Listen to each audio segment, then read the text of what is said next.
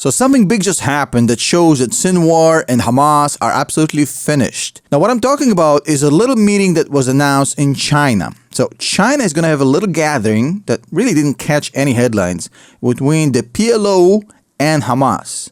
Now you have to understand that the PLO, rebranded now as the Palestinian Authority, you may have heard that name, but it's basically just the PLO, the Palestinian Liberation Organization, and the Hamas are bitter rivals.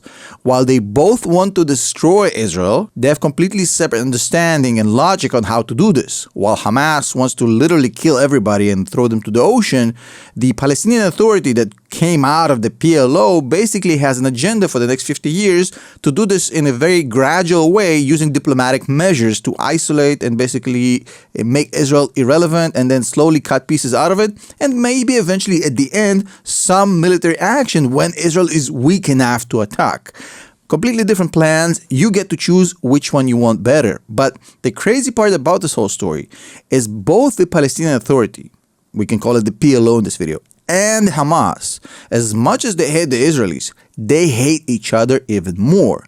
Now, this bloody conflict has been going on way back. In 2007, when the Israelis pulled out of Gaza completely and cleared everything out, they handed the keys to the Palestinian Authority, the PLO. Within a year, Hamas won the elections and threw every single PLO member they could get their hands on off of rooftops, essentially going door to door, killing all of them. And while the story about how Hamas came to power using democratic means and then never having an election again, that whole story is interesting. That's not the point here. The point is that the conflict between the PLO, the Palestinian Authority, and Hamas goes way back. And it is extremely violent and bloody. As much as they want Israel gone, they want to wipe out each other just as much, maybe even a little bit more. And that's why the meeting that was just announced in China between the PLO and Hamas, that's going to happen in about a week, is a clear admission of defeat by Hamas. All you have to do is look at the agenda for the meeting. The agenda for the meeting is very simple. The PLO is coming there in order for Hamas to say, hey, we surrender, we give up, you're top dog, we just want a job. The agenda for this meeting is for the Hamas political bureau operators to come over there and say, hey, you get to lead, you get to be the sole representative of the Palestinian people, we just want a job. We want to be a part of it. We understand that we can no longer be a legitimate organization. Even the countries that support us, like Spain, like Ireland, they will not accept a Hamas-ruled Gaza going forward.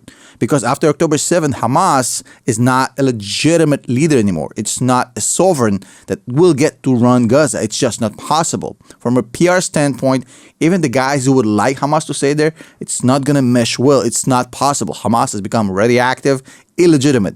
So even though Sinwar and Hamas are playing this hostage negotiation game with the US and the Israelis and trying to get as much of it as possible, actually taking advantage of the fact that Biden's administration is a little bit weak right now because of how they're doing in the elections and everything, they will squeeze the lemon. But they understand that there's no end game here in which Hamas gets to survive this as the ruler of Gaza. The things that happened on October 6th will never be able to happen on Gaza post this war. Whenever the Israelis decide that enough is enough, Hamas will not be allowed to stay there as the ruler of Gaza, not as a military organization and not as a sovereign government, because as much as people support the Palestinian cause in certain countries, they don't expect Hamas to be their leader, and they will not accept Hamas as the face of the Palestinian movement. It's just not going to happen.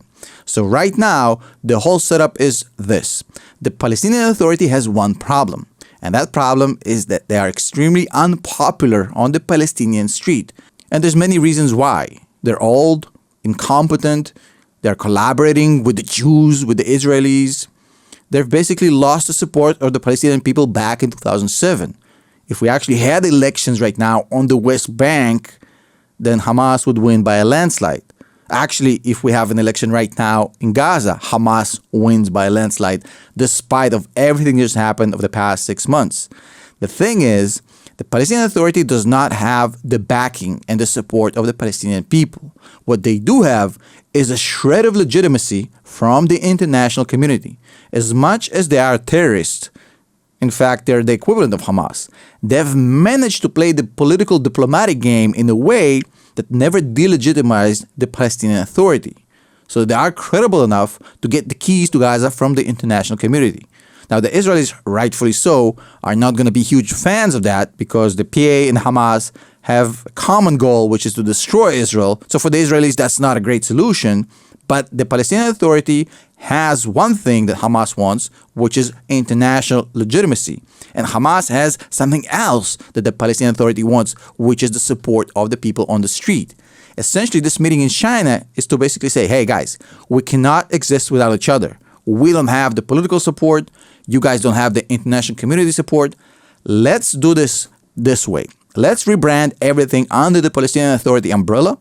We'll swallow you up. We'll give all of you jobs, and we'll use your personal credibilities, the Sinwar credibility, the Khalid Mashal credibility, the Ismail Haniyeh credibility. We'll use all these names, all these faces to generate credibility so we can actually rule in Gaza and not get thrown off the roof within a couple of weeks. Because we don't want to be seen as the Israelis put us in power despite Hamas. So let's combine forces, but we have to swallow you up because Hamas is just dead brand. Nobody will be under the Hamas brand anymore. It's not good enough. It may exist as some sort of a underground movement, whatever that may be, but not as the ruler, not as the face of Gaza.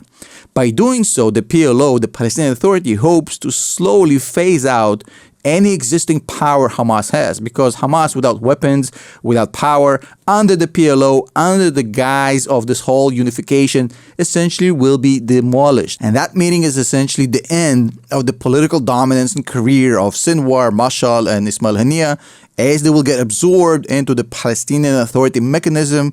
You'll hear about them less and less, and they become much less relevant and important over the course of the next 15 years. That changes everything, all the dynamics. And if you put two and two together, look at what happened a few days ago. Abbas, the leader of the Palestinian Authority, just came out on Saudi TV 2 days ago and said this: Iran is using Hamas to bleed Palestinian blood in order to achieve their regional aspirations, and it promotes us nowhere near to a Palestinian state. They will promote their agenda, which is to destroy us and use us as scorched earth like they did in Lebanon, in Syria, and like they did in Yemen.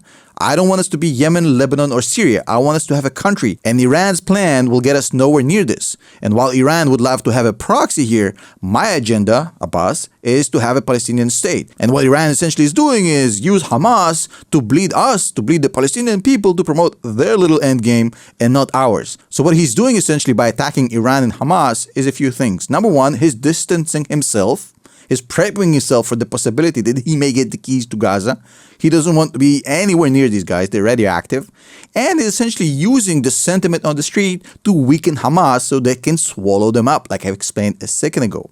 Now, whether this plan works or not, whether the Israelis like it or not, whether they let it happen or not, I don't know. But the contradictory is this. Hamas is playing a very dangerous hostage negotiation game, trying to get as much of it as they can, knowing full well they'll have to give the keys to the PA, to the Palestinian Authority. Once they do it, they become absorbed into this mechanism. They go away. They become some sort of an underground remainder of what they used to be. And hopefully they live the rest of their days stealing money and staying rich, whatever they've been doing so far, while the PA gets the credibility on the street they need and hopefully manages to control some sort of order into the post-war Gaza. Now, is this a great solution for the region? I don't think so. I think there's other ways to manage this, but at the end of the day, I'm just here to interpret to you what's going on right now on the field, beyond the headlines. And that's the story. Now, if you appreciate these sort of videos and you would like to support the work we do here, you're more than welcome to join our Patreon at patreon.com/TomNashReport. These videos are mostly not monetized because of the underlying subject matter, so we'd appreciate your support. And thank you so much. I'll see you in the next video.